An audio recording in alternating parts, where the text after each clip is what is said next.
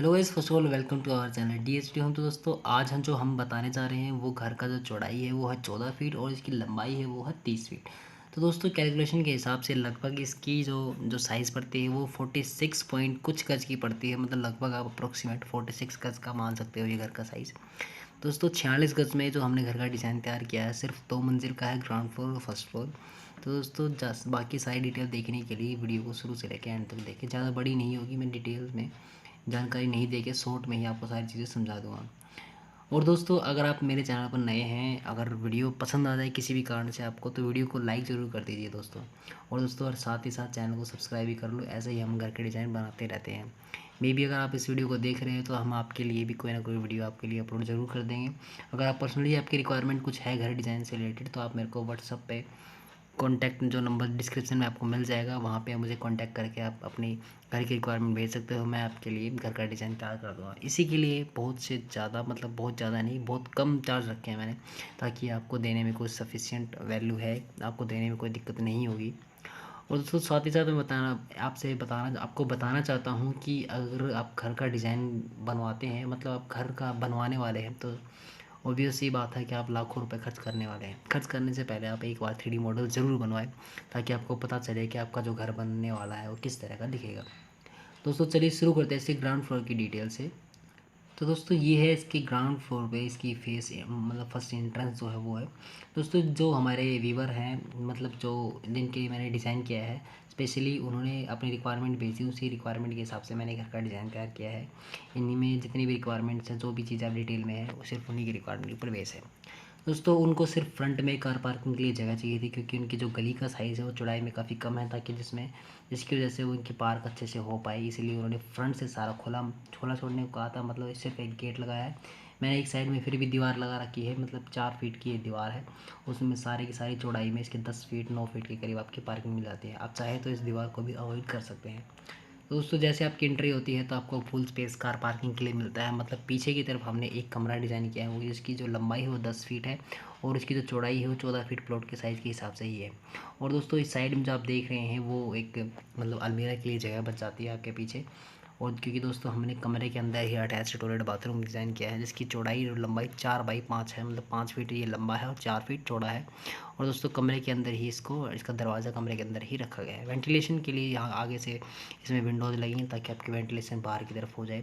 और जैसे ही आप कमरे के बाहर आते हैं आपको किचन का पोर्शन मिल जाता है। किचन की जो लंबाई है वो 5 फीट है, चौड़ाई 5.5 फीट है, मतलब चौड़ाई है वो 5.5 फीट रखी है। कंफर्टेबली किचन की हाइट जो है वो लगभग थोड़ी कम रखी गई है, क्योंकि हमने स्टेयर को 2 हिस्सों में डिवाइड किया गया है। स्टेयर की लंबाई वैसे 10 बाई 6 है, मतलब कहने का मतलब जो एरिया है जो स्टेयर का कवर करने का 10 फीट लंबा है और 6 फीट करीब चौड़ा है। तो दोस्तों स्टेयर को 2 हिस्सों में डिवाइड किया गया है, मतलब ताकि आपको जो सीधी खड़ी चढ़ाई ना मिले, मतलब सीधी खड़ी वाले स्टेयर ना हो।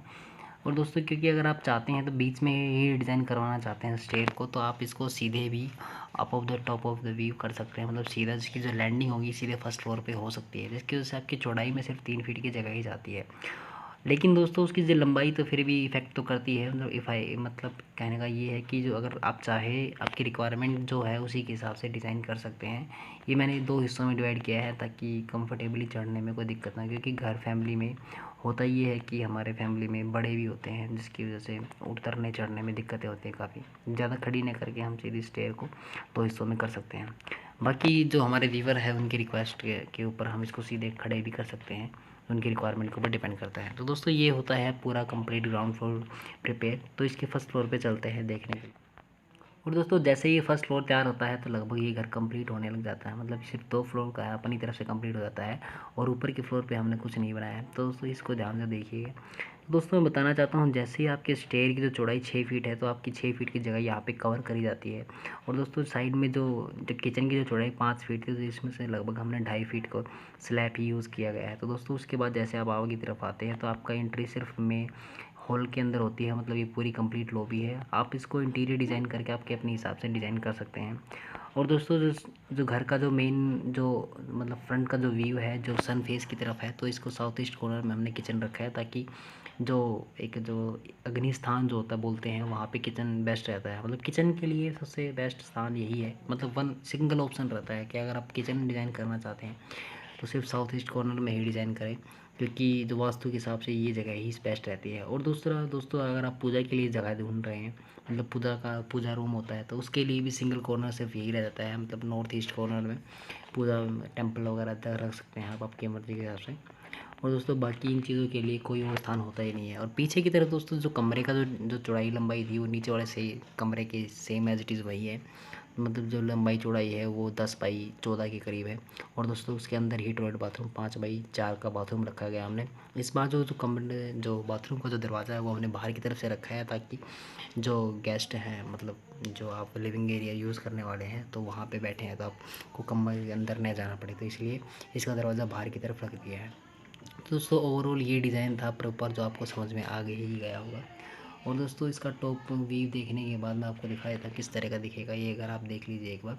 और बालकनी आपके लिए 3 फीट के करीब हमने बालकनी रखी है, तो आप चाहे तो इसको कम या ज़्यादा कर सकते हैं, वो आपके एरिए में पासिंग के ऊपर डिपेंड करता है। ओवरऑल घर का लुक ये निकल कर आता है, तो देखने में आपको आकर्षक लग ही रहा होगा। और दोस्तों जिनके लिए वीडियो तैयार की प्लीज़ कमेंट करके ज़रूर बताएं कि आपको ये घर का डिज़ाइन कैसा लगा। अगर कोई चेंज करना है तो वो भी आप कमेंट करके मुझसे बात कर सकते हैं।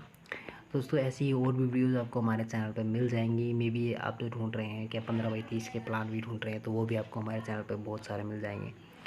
तो दोस्तों ये वीडियो देखने के लिए आपका बहुत बहुत धन्यवाद। प्लीज़ चैनल को सब्सक्राइब कर लें, क्योंकि हम ऐसे ही आपके लिए घर डिज़ाइन करते रहते हैं। और दोस्तों अगर आप चाहते हैं कुछ पर्सनली डिज़ाइन करवाना, तो सिर्फ डिस्क्रिप्शन बॉक्स में मेरा व्हाट्सअप नंबर है, वहाँ पे आप मुझे कांटेक्ट कर सकते हैं, जिसकी वजह से मैं आपके लिए डिज़ाइन करके दे सकता हूँ।